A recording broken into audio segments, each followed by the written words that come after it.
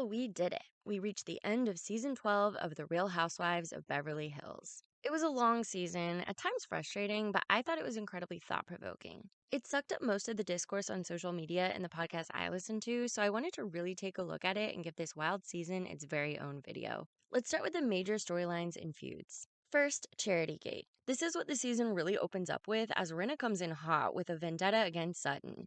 Just as a reminder, Rinna had gotten mad that Garcelle had only thanked Rinna in person for dropping off some of Harry Hamlin's famous pasta sauce, as I guess Garcelle had made a major faux pas against some standard secret protocol that only exists in the mind of Lisa Rinna, and dictates that if given sauce, one must thank the sauce giver in person and must also send a follow-up text so she could prove to Harry Hamlin that Garcelle was indeed grateful. I would have loved to have been able to say to Harry, she loved the sauce, she's thanking you for it. And that snafu majorly set Rinna off. When Sutton was asked about this on Watch What Happens Live during the airing of season 11, she had relayed this seemingly innocuous anecdote. A few years ago, Harry and Lisa both came. I invited them to the Elton John gala. Okay.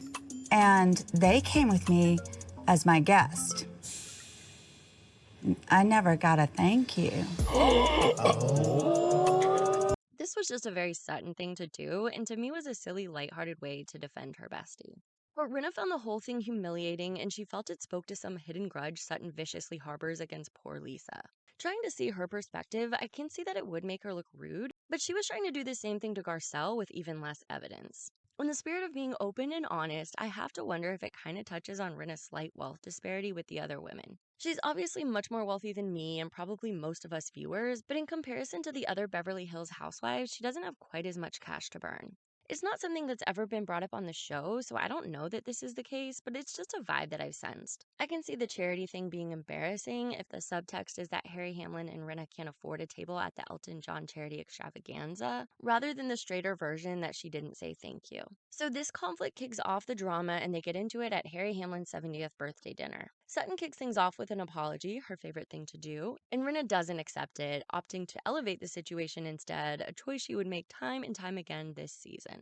When Sutton brings out the receipts, newbie Diana, who just happens to run the entire event or something, says this is tacky and Rinna is forced to scramble. I mean, I know Rinna has her own receipts.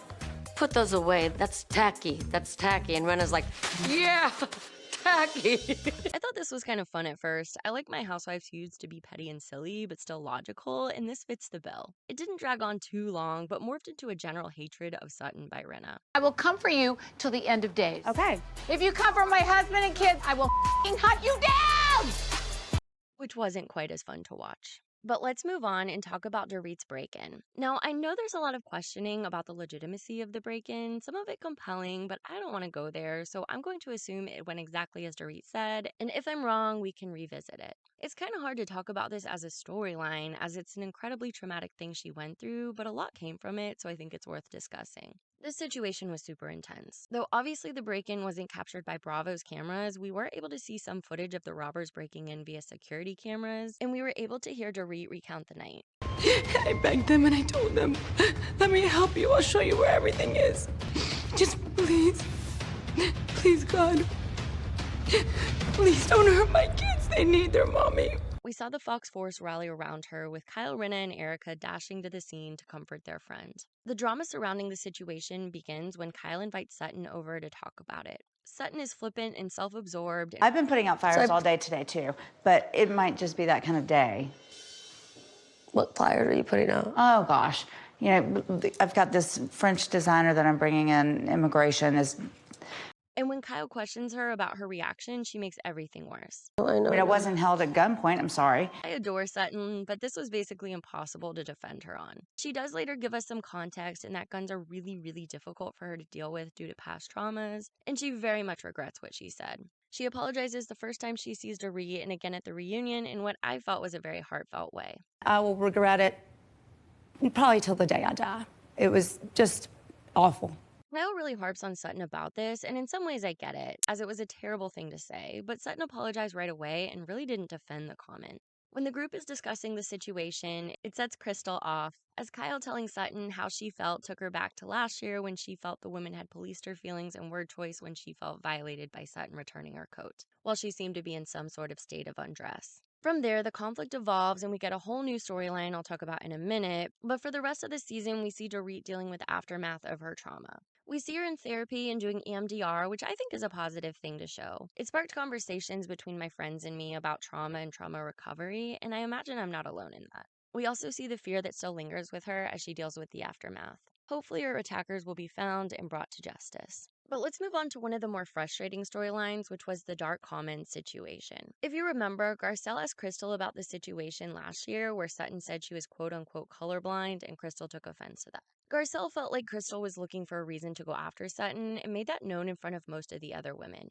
Crystal defends herself by saying there were a lot of other things said that were very dark and problematic that led her to say this. There was a lot more said prior to that. Okay. That was very dark. She says not everything was shown. Kyle was there and thinks there was nothing said that was that bad, but Crystal says Kyle was drunk and either doesn't remember or didn't realize how harmful they were because she's not a woman of color.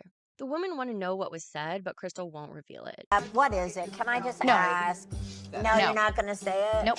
She says her and Sutton have talked things through and are okay now and doesn't want to stir things up again. This is frustrating for the housewives and for us as an audience because the accusation that they were dark and problematic kind of makes you fill in the blank and assume she said some type of slur or something really, really malicious, rather than something rooted in ignorance, which she can overcome with some education. This is most concerning to Garcelle as she's worried that whatever the comment was could make her question her friendship with Sutton.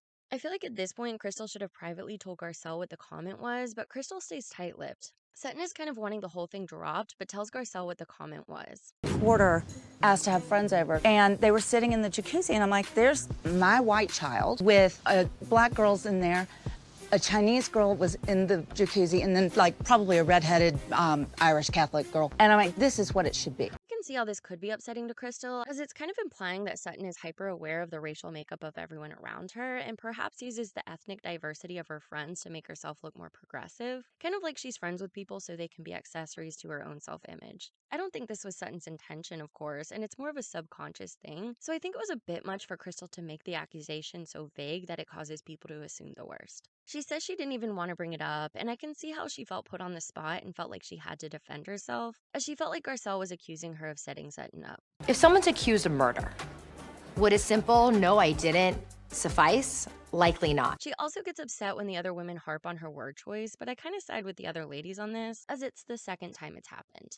Crystal tends to use attention-grabbing words that have a connotation that perhaps she didn't mean, and then her true intention gets pushed aside as the focus shifts to her word choice, causing her to get doubly upset. I guess it's kind of up to the individual to decide how offensive the pool comment was. She tells Garcelle it was problematic but forgivable, but Garcelle doesn't find it offensive, and I think both G and Kyle were really put off by Crystal painting Sutton as a racist when they felt she didn't have enough to back it up. I do think it's a very intense accusation to make, but I'm glad they were able to come to a resolution and move on, having a decent friendship for the rest of the season. We also had a weird moment on Watch What Happens Live where Crystal says the pool story isn't the real story. Well, that story was not problematic. There's another story. But we never get further clarification on what exactly this was. It was confusing and frustrating as we needed full context to understand the situation. It was also annoying that it caused Sutton and Crystal to spend the early episodes fighting with each other. It was super obvious from the outside that the Fox Force 5 was rallying them up against each other, with Erika and Rinna riling up Crystal and Kyle hyping up Sutton. Luckily, they were able to get over it pretty quickly and move on. Alright, let's switch gears and discuss Erika's drinking. So after a crazy stressful year in season 11, Erika seems to need an escape and has begun drinking more than usual, which is an issue especially as she's taking medication that doesn't mix well with alcohol. At first, it's kind of silly. When the ladies take a trip to Mexico, Erika gets totally wasted on the boat, leading to some drunk rants as she reflects on her former life as the richest girl on the cast. You know, I used to have a boat. It was called the Illegal. It's mostly harmless until Garcelle has a birthday party where a drunken Erika hits on Garcelle's adult son, Oliver, before cursing at her 14-year-old Jax. What are you doing here? Flowers. Just out of here. Don't come out of here. This has understandably upset Garcelle, who begins to talk to the other ladies and Erika about her drinking. And you don't think that could lead to an alcoholism? She's also totally blitzed at Diana's Christmas party and appoints herself Asher's backup singer.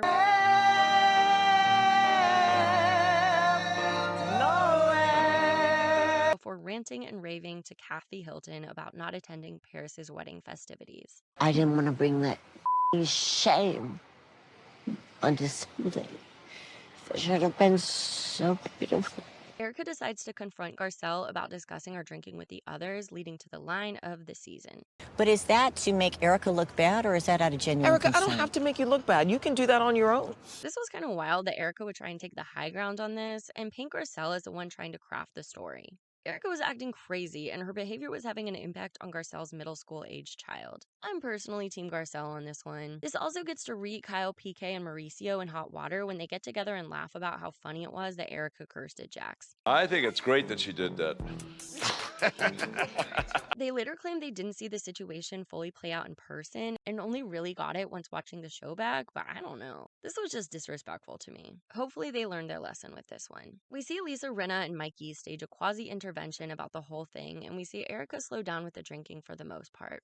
I remember seeing a blind item early on in the season that Erika had fabricated the drinking storyline to take the heat off of her legal issues, and at first I was buying into it. On the Mexico trip, Erika talks nonstop about how drunk she is, and we see her lackey Rinna ensuring that everyone knows how much she's drank. No, I don't need more drinks.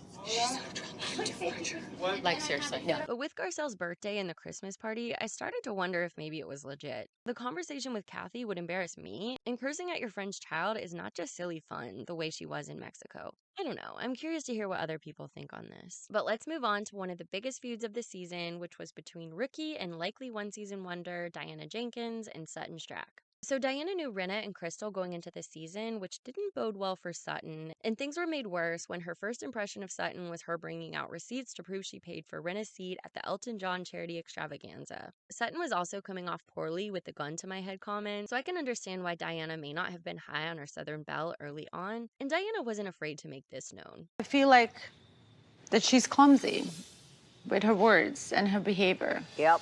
You come off really weird and wrong. She's also absolutely aghast at Sutton saying that despite eating a mostly vegetarian diet, she eats one piece of bacon a day on vacation. To Diana, this seems to be solid proof that Sutton is a liar, sick, and a terrible person, and really latches onto this as evidence. You know how I stored her in my phone? Bacon eating vegetarian. Things really deteriorate in Mexico when Diana gets caught in the crosshairs as Sutton and Crystal are arguing. What I'm just witnessing is a bacon-eating vegetarian. She just contradicted herself again. And despite Sutton apologizing right away, Diana is over Sutton and doesn't allow Sutton to sit with her on the plane on the way home. Okay, meanie pants. She also thinks Sutton makes everything about her. Diana sends a weird text after the trip. I usually wouldn't share this in a group text because it makes me look like a whining bitch. But Garcelle, misspelled, might think I'm rude. Shading Garcelle and saying she won't attend her birthday party, so when she shows up, everyone, especially Sutton and Garcelle, are a bit confused because she said she was ordered to be on bed rest. Kyle riles Diana up and then sends her off to talk to Sutton, and it goes poorly. Diana says she's fake and boring and has no empathy. Garcelle and Kyle get involved and everything explodes. Kyle is wasted and defending Diana while also doubting Sutton's miscarriages. Sutton then calls Diana soulless, upsetting Kyle. They come to some sense of resolution and hug it out, but Diana tells us it's a fake hug and shudders. They go to lunch and it also doesn't go well. Diana says it was the fakest hug she's ever given, and Sutton thinks Diana is delusional. So you say. That I know. So you say. That I know. So you say. Diana says Sutton has cut her deep and she can't move on. The original wound was questioning her being at a party despite being on bed rest, just to keep this straight. I think unless Diana has some deep sensitivity she hides very well, it's really just that she doesn't like Sutton. They're incompatible, and she doesn't want to admit this, so she's hanging on to the best light she can muster. That, or she's working on Rinna and Erika's behalf. I see the two not liking each other. They are very different and are not built to be besties, but the depth of hatred Diana seems to have for Sutton doesn't seem to match Sutton's wrongs to me. If it makes sense to you, let me know. I think there may also be a chance Diana and new housewives should have feuds, and as we've seen in the past, Sutton is a very easy target for this kind of thing. They keep each other at a distance for a while until the women go to Aspen, and messy Kyle stirs up drama between Erika and Sutton and Garcelle. Why did Garcelle unfollow Erika on Instagram? Sutton points out that none of the women defended her when Erika called Sutton the C word at the season 11 reunion, and Diana has this to say. I haven't heard y'all say one thing to her about calling me a. But why do we need to? But you are one. Only Garcelle speaks out against this and asks why she dislikes Sutton, causing Diana to go on a rant against Sutton. She's a human being. She's got feelings. I get you have your feelings. That's the thing. Does she have a feelings? Does she? Does she? Essentially calling her a sociopath and saying she's slithery. She says she goes after people when they're at their weakest, and she went after Diana when she was on the floor bleeding. I got out of deathbed to come to Garcelle's birthday party, and she chained me. This was just mean, and even Rinna thinks she went too far. When Lisa Rinna has the moral high ground, that's bad news for you. Kyle, though, respects Diana for being open and honest in this situation. But Diana, she's saying what she thinks and feels. Someone can say she's being mean, but I can respect her being honest. This scene was just tough to watch. I like the drama and the conflict these shows brings, but usually there's some funny lines thrown in, or it's petty and dumb, or at least thought-provoking. But this was none of those things. After this, we don't see much between the two of them. Sutton makes it clear to a zoomed-in version of Diana at the reunion that they're not friends and there's no relationship between the two. And since I imagine Diana won't be back next season, it's likely the end of it. But let's move on to another one of Diana's feuds, which was with Garcelle. So Diana said that she liked Garcelle and it was more about her friendship with Sutton, but her behavior on social media seems to tell a different story. Throughout the season, she'll randomly throw out that Garcelle is hard to get to know. Can I just say something? I feel like out of all the women here, you're the most guarded one.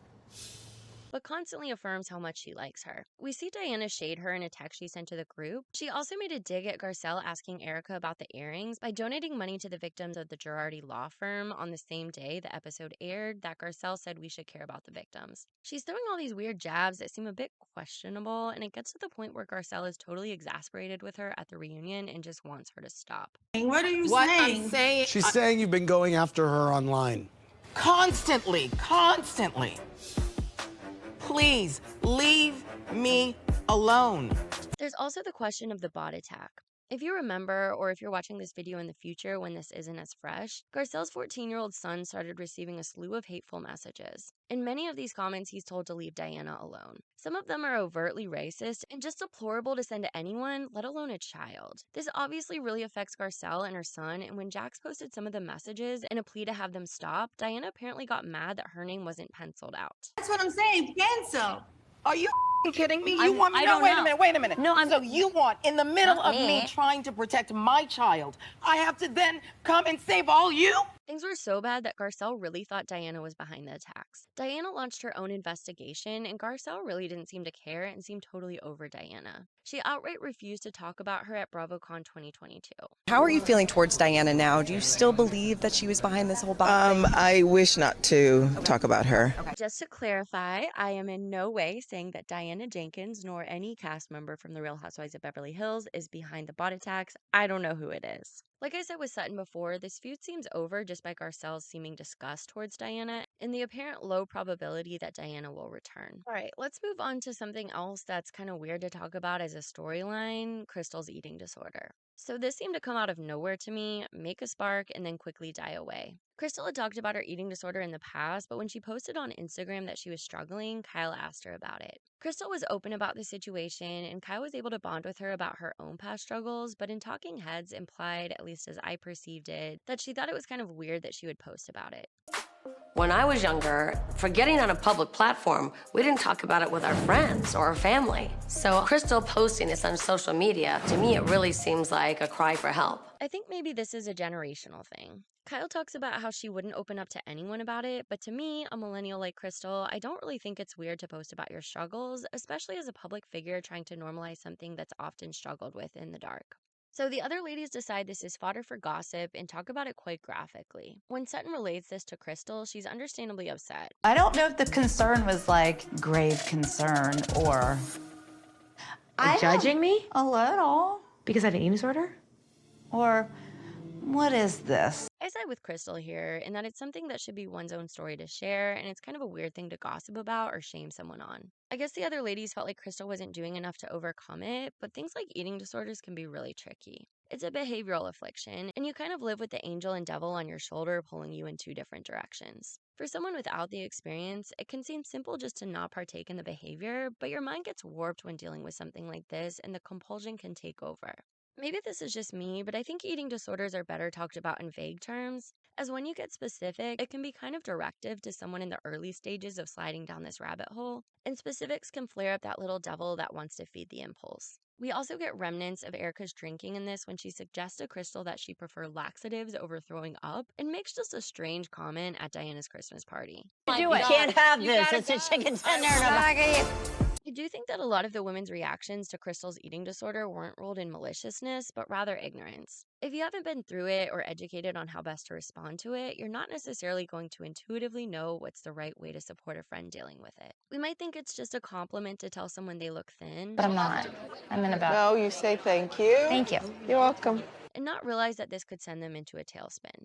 We might think it's showing concern and compassion by telling others about it or pressuring them to seek treatment. I don't think their heart was in the wrong place, but it was just kind of awkward. We did see a sweet scene between Crystal and Rob as she talked about how she felt about the pressure from the other women. The storyline kind of died down, especially once the Aspen trip happened, but hopefully Crystal has found peace with the situation. Alright, let's move on to the storyline which carried last season and remained strong in this one, Erika's legal woes. So she opens up the season by telling Garcelle it's mostly in her past, and Garcelle responds the way most of us did at home. Oh, okay. She's still carrying a grudge against Sutton for bringing it up last year, and the two are forthright about their hatred of the other, and both parties believe they are in the right. Where's my apology? And you're not getting one. Why not? Because I don't like you. Oh, good. This is a mutual thing. Yeah, never. Go yourself. You can Oh my God. She shocks the ladies in La Quinta when she places doubt upon the idea that there are victims at all. We're not even sure that there were people that weren't paid. Which is quite a statement. We see that although it's no longer quite as expensive to be her, she hasn't cut out glam, a basic human right. Although we do see her lusting after Diana's stuff, and many LOL, but if you will, moments of trying to get Diana to buy her things like Cartier rings. I need someone in my life to get this ring, and it's you. I will. It's me. Okay. Let's order it now. We see her working on a few business ideas. I've decided I want to be like a part-time dominatrix. You do? Mm-hmm. As now she has to support herself. We find out after Erika told Garcelle that Sutton was a liability that the true liability was Erika herself, as Sutton was called about one of the Girardis' lawsuits, but things mostly shift to talk about Erika's drinking until shortly before the Aspen trip. So Erika's been holding on to earrings Tom bought her a long time ago that are worth an insane amount. The story broke and Garcelle talked about it on her daytime talk show, The Real, but luckily the episode wouldn't air until after the trip, so she could hold off on Erika's wrath, at least for a few days. Crystal and Garcelle have been talking about the situation, and Garcelle brings them up at dinner. Erika's plan is to only turn them over if they are deemed legally not hers, saying that he bought them for her a long time ago. Why wouldn't I wear my earrings? They've been my earrings for 15 years. And until the day that they are not my earrings, I will wear them. She wears them around most of the trip. Back at home, the earrings get brought up again, and Erika goes wild. Where are your facts? Back them up. Come on. Cite it. Crystal wants her to show compassion for the victims, to which Erika has this to say. I don't give a about anybody else but me. They go back and forth on the idea, and the other women are all getting alarmed. Kyle throws her Kimosabi monogrammed hat in the ring, causing the two of them to have a brief fight. Why am I showing compassion for people that are dogging me for something I didn't do? Don't say that, Erika. Don't say that, because you're my friend. I can't defend that. Don't say you can't have compassion for people who died. They're not my victims. Not my problems. They're not. And Dorit, Rinna, and Diana herd her out to the car with Erika screaming obscenities the whole way there. What about the facts, dumb? I was really looking forward to a game of shuffleboard. Not happening, girl. Not happening. It's not great.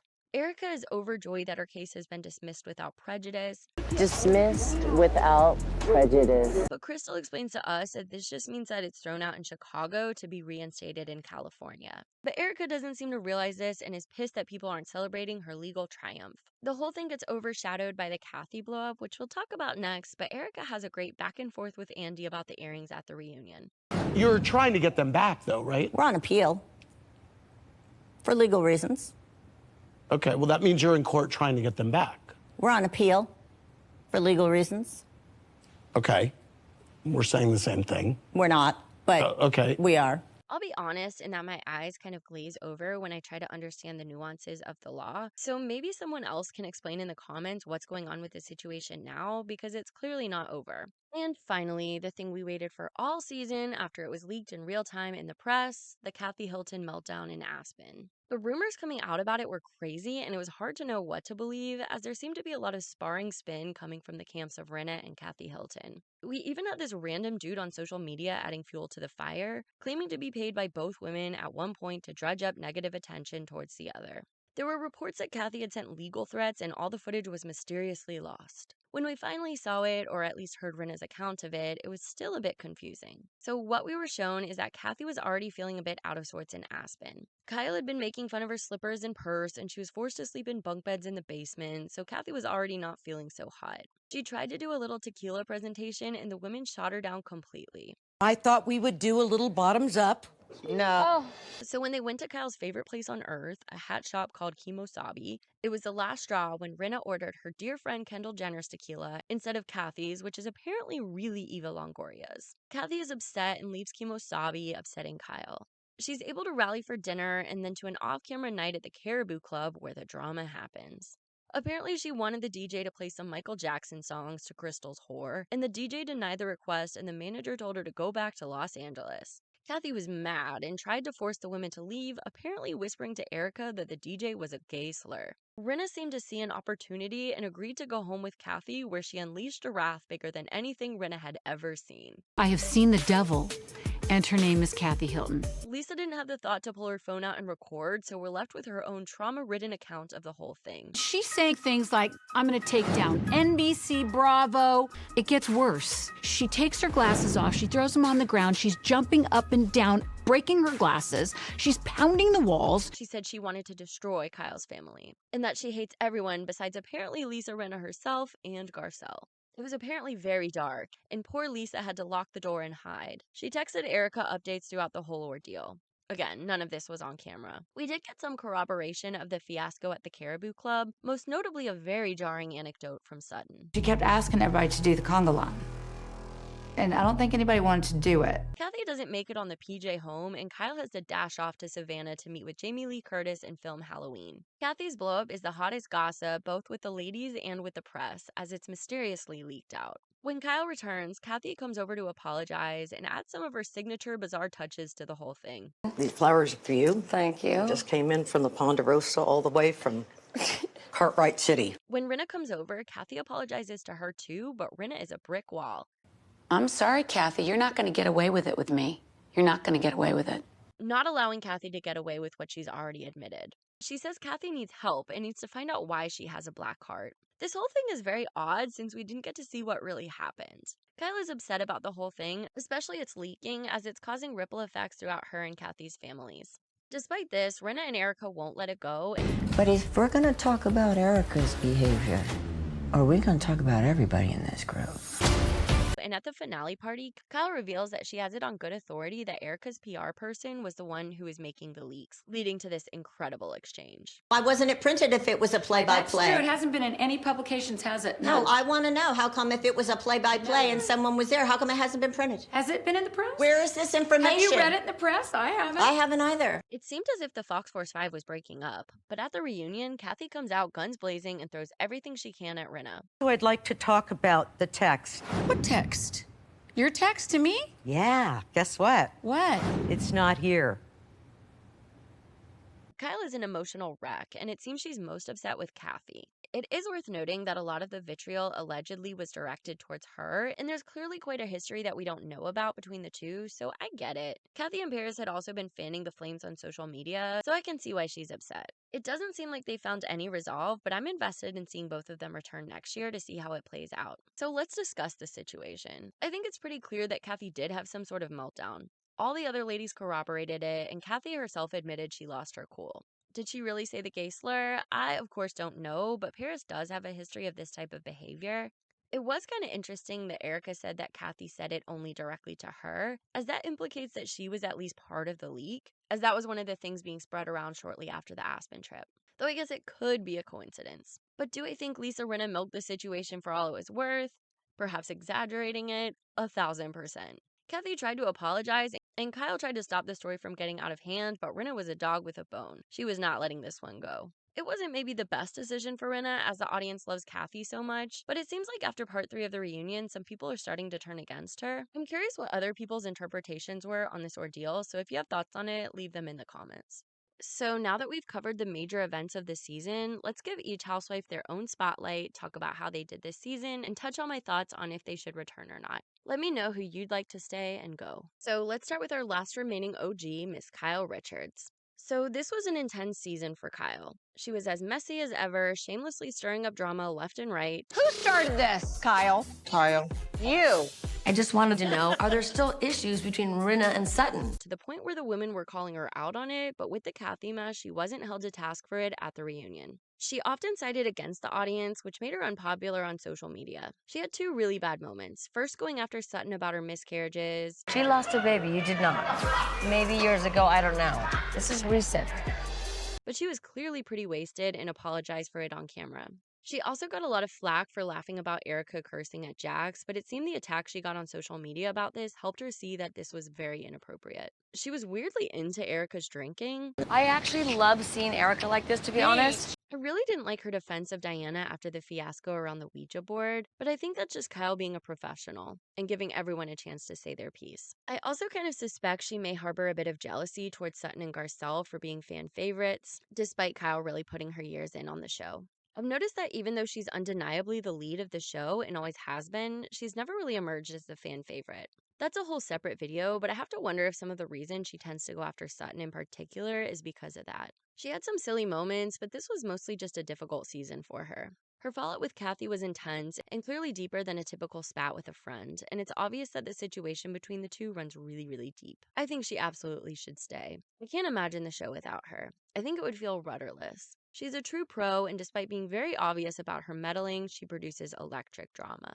But let's move on to the sweetheart of the cast, Dorit. Now, it seems like a lot of people are down on Dorit, perhaps thinking she's a useless idiot. What she said about Dorit is that she was a stupid, useless idiot. But I emphatically disagree. 2 of the most fun moments of this season came from her. In her homeless, not toothless exchange. Not toothless and homeless. Don't laugh. Don't laugh. This is a really important charity, Kathy. What? Homeless, not toothless. Homeless, not toothless. Yes. And her absolutely losing her mind over Jamie Lee Curtis's My Hand in Yours swag. This dog leash. Stop it right now. And we put a My Paw in Yours dog tag on. And he manufactured this honestly, and designed. I've grown to love her so much. She's so earnest and enthusiastic over such mediocre things, and it's just precious. Her exchanges with her family give us sitcom. Phoenix, Daddy's in charge. If she wins her neck, it's your fault, because you're making her less confident. Definitely Thank told you, me. Phoenix. And we just need those silly moments on a show that's gotten so intense and heavy with the drama. Is it annoying that she constantly sides with Erika? My position is this. I don't know all the information. Neither do you. And the Fox Force 5 for inexplicable reasons? Absolutely, but I want to believe she's on the cusp of turning on them. Let me live in my delusion. We had that weird BravoCon moment where Erika said Dorit and PK were the next couple headed to Splitsville, as well as an odd story from Erika at the reunion. I had gone to the finals of the World Cup in Berlin, and this guy walks up to me, my friend, he goes, "Hey, you 2 chicks in porn?" Paul Kemsley. Which Dorit didn't seem to appreciate. I actually didn't. I don't think I even know that. That's such a cute story. I know. Yeah. It could happen, okay? Plus, she gives us such fun looks. I think she gives the show some sense of lightheartedness, so I definitely want Dorit to stay, but if she doesn't, I will make do. All right, but let's turn the page and discuss the woman I think really leads the poll in terms of fan favorite this year, Garcelle. Garcelle has always been loved, but this year she really started to take on a lead type of role, getting first tagline and inching her way towards the center diamond and sitting just 1 seat away from Andy at the reunion. She's always been a bit blunt. How's sex? And not afraid to ask questions. But I want to know, how'd you get your money?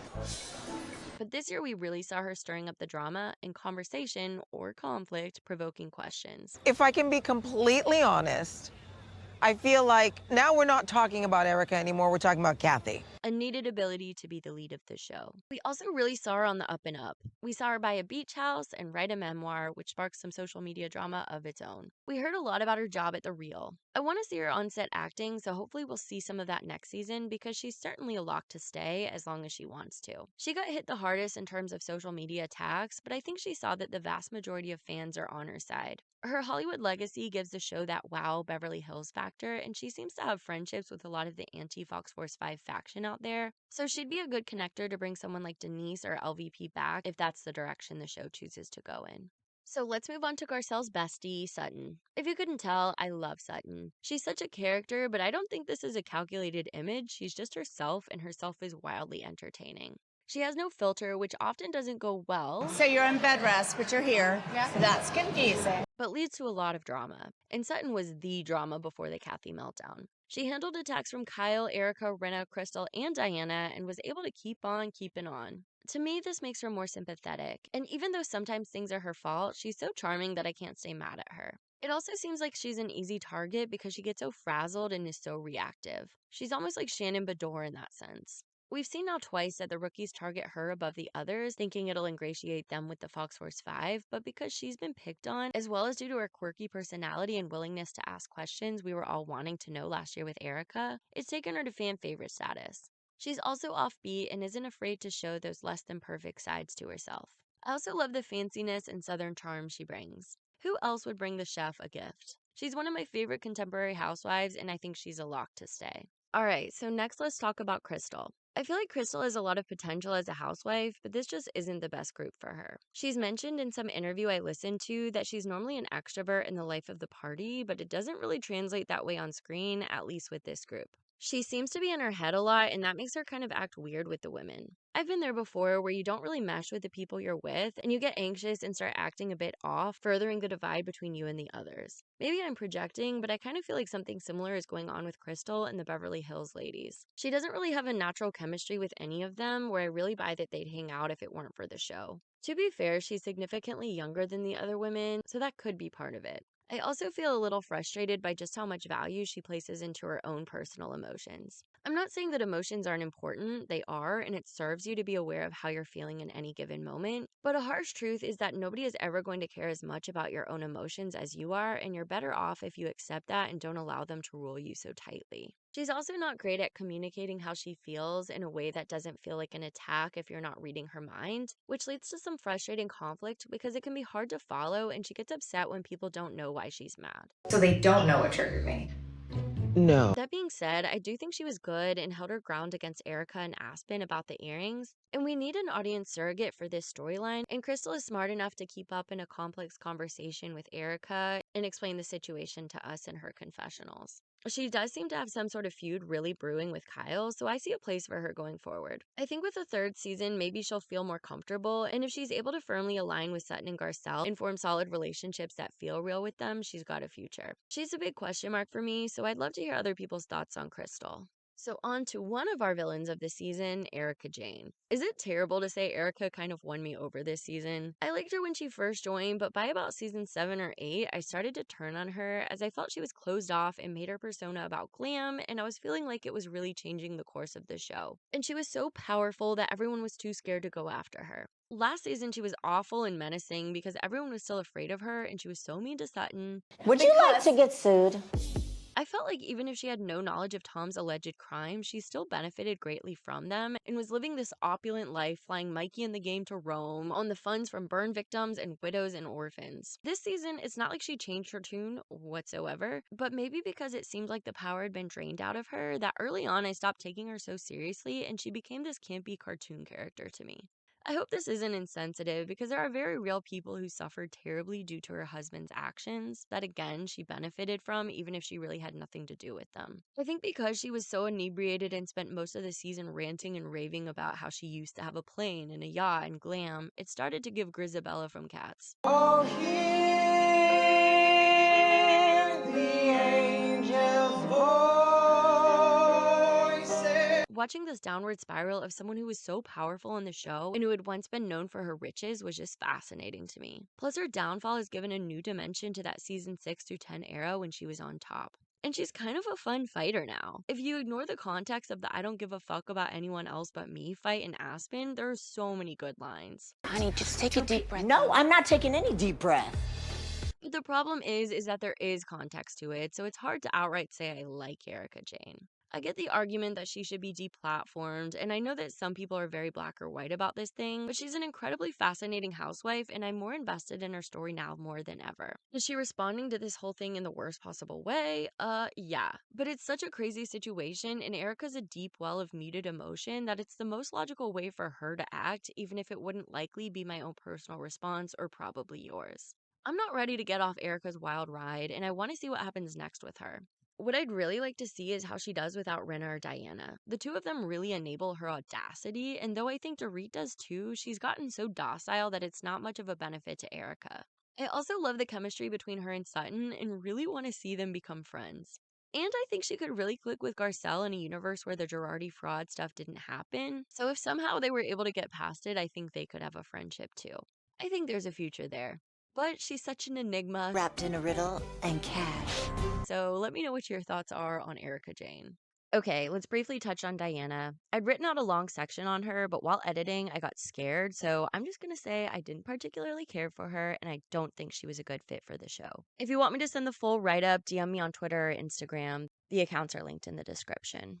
Let's take a quick moment and talk about friend of Sheree. I don't have much to say. We'd seen her previously as a guest when she shot a scene in season 10 with Garcelle, and we saw them hanging out a lot this season, but I didn't get the vibe that they were all that close. We didn't really learn too much about her, but maybe that wasn't entirely her fault as the other ladies were going so wild this season. I know she was married to Will Smith a long time ago and is into spirituality type of stuff, and that's about it. She kind of supported Garcelle, but not blindly, and I think the majority of the fan base just wants the Garcelle Sutton faction to have some more power, and we really didn't get that from Sheree. She was also kind of weird on social media, asking fans to send her money, which I get is some sort of pay it forward, receive what you give out tenfold type of thing, but it just kind of felt off for someone on the cast of The Real Housewives of Beverly Hills to be asking fans to send her money. What was worse, in my opinion, was on the day that Garcelle's son was getting the bot attacks, she was sending Diana birthday greetings instead of showing support for Garcelle or Jax. It didn't scream loyalty or support to me in one of your friend's worst moments. Aside from that, she didn't make too much of an impression. She had some silly moments like when she signed Garcelle's birthday card to Crystal with her own name, and highlighter nonetheless. Given that she wasn't even invited to the reunion, I would be surprised if she were to return. So let's move on to Kathy Hilton. So she was obviously incredibly beloved in season 11, providing a lot of comic relief, which the show always needs, but this season things got grim.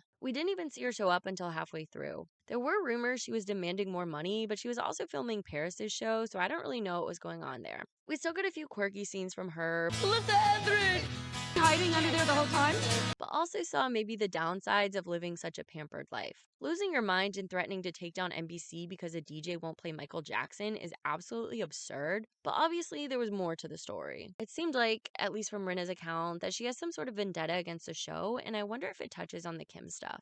Kyle's talked about how much her family swept stuff under the rug and kept things private, and with Kyle exposing something so intimate about Kim, and with Kathy's supposed reaction to Kyle's show American Woman, it seems like this could be the case. That she really doesn't want all of her business out there, and feels like The Real Housewives of Beverly Hills does that. It makes you wonder a little bit why Kathy would even do the show, but people have speculated she wanted to rehab her image after Paris's documentary, detailing her experience at the Provo Canyon School. What Kathy's time did do this season was get me even more invested in what was going on between the three Richards sisters, because there's obviously a lot of deep wounds that keep flaring up. I don't know. I was a little wary of Kathy from the get-go, simply because I read House of Hilton right before season 11, which is a deep dive into Paris's lineage that paints a very different picture of Kathy Hilton than the hunky-dory version we got in her first go-round.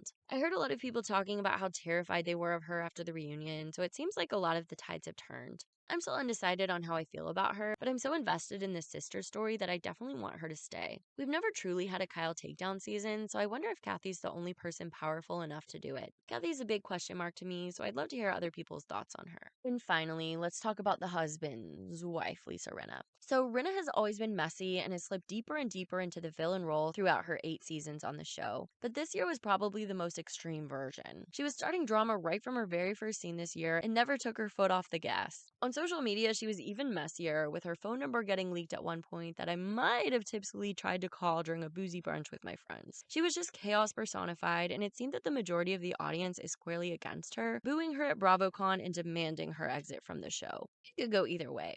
I'll get to that, but I do want to talk about the major life event she faced this season, which was the death of her mom. We'd seen throughout her time on the show just how much she adored Lois and how proud she was to be her daughter. She would be absolutely giddy every time Lois made a cameo on the show. I know some people see something fake about this, but I don't know if I agree. After her death, Rinna became more reactive than ever, and I know a lot of people thought it was a cop-out to blame it on the death of her mother, but I think it certainly was a factor. This is something I'm intimately familiar with, as my mom died when I was 11, so I know firsthand just how complex, messy, and sometimes ugly grief can be. From the outside, people may think it's a sadness, but that's just one of the many emotions that get tied up in this massive emotional blow.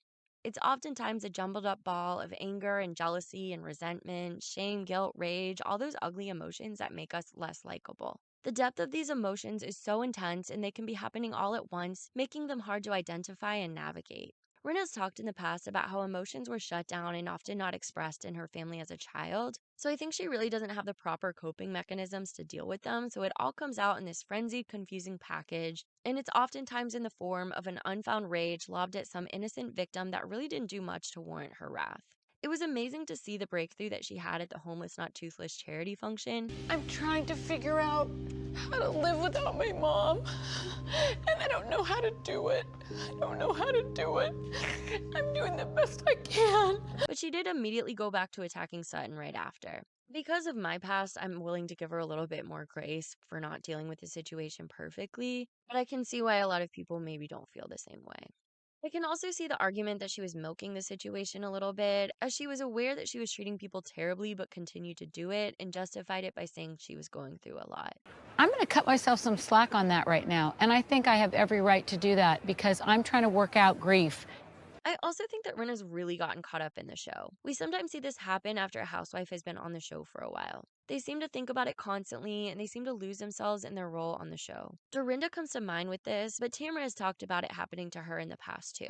I think it could benefit Rinna to take a little pause from the show, to breathe a bit, do some intensive work around the loss of her mother, and get her head back on straight regarding her identity as a real housewife, and maybe reassess in a year or two. Because I do worry we'll miss her if she leaves. She's not afraid to be messy and antagonistic, and since the Beverly Hills girls are especially cognizant of their images and don't want to look bad, I worry we may lose a bit of the edge if Rinna leaves.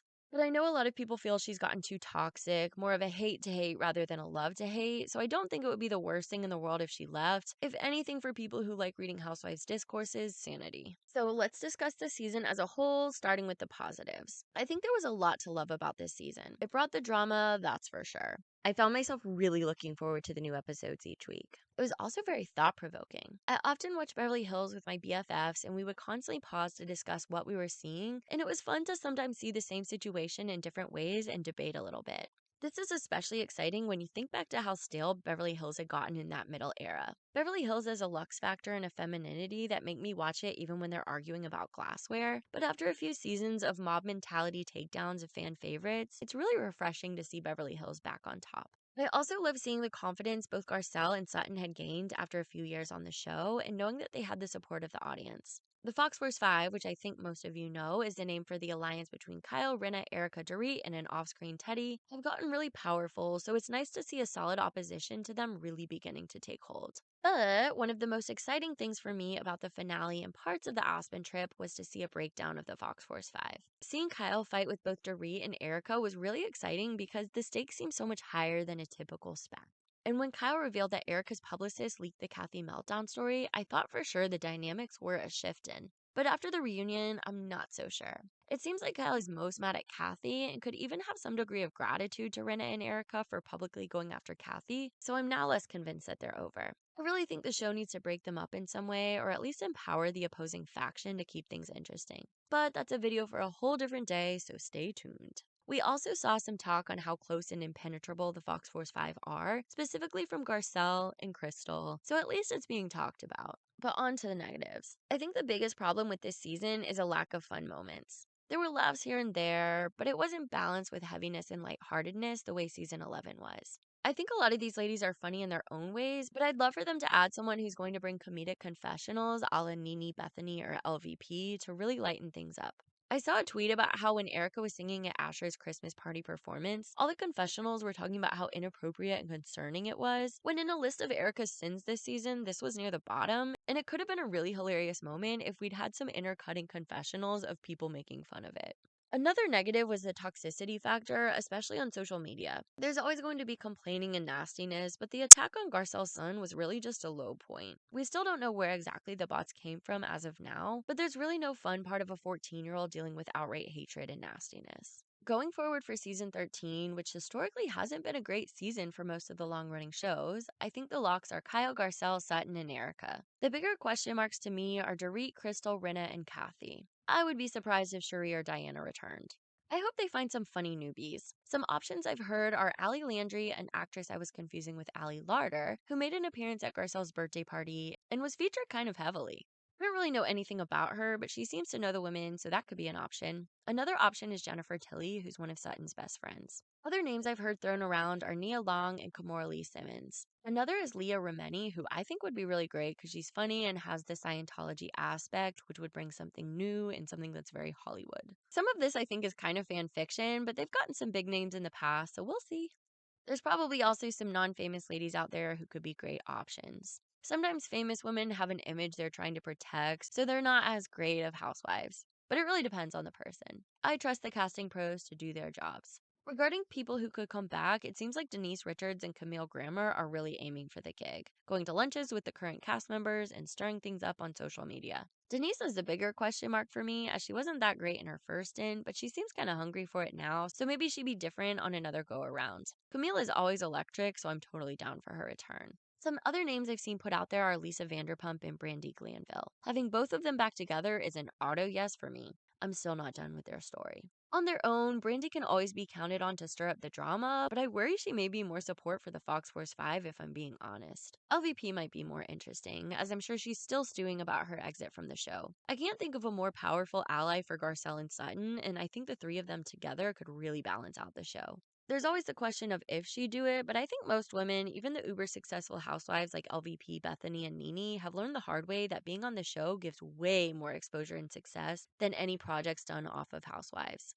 Teddy's name has also been thrown around, but I don't want to deal with the hatred of fans against her any more than we already do, if I'm being honest. If Bravo wants to bring the toxicity level down, bringing back Teddy would be a fatal error. Plus, she's such a team player type that I can see her working hard to mend any cracks in the Fox Force 5, and we just get them stronger than ever, which is no longer interesting. Another name people talk about is Kim Richards. I've expressed my love for her in past videos, and with the Kathy and Kyle stuff really being dredged up, it certainly would be interesting to see all three of them together, but I guess it just depends on if it's a healthy decision for her. I'm super eager to see how the season 13 cast gets shaped. So that's about all I have to say on season 12 of The Real Housewives of Beverly Hills. I wanted to say a huge thank you for 5K subs. I was so excited when I hit it. If you haven't subscribed to the channel, be sure to do so if you want to see more videos. And give the video a thumbs up to help the algorithm do its thing. And feel free to leave any suggestions. I want to make videos that you guys want to see, so let me know if you have an idea you really want to see. And let me know all your thoughts on the current state of Beverly Hills. If you want to connect on social media, my ads for Twitter and Instagram are deeply superfish. I'll link them in the description. I'll look forward to seeing you in the next video. Bye!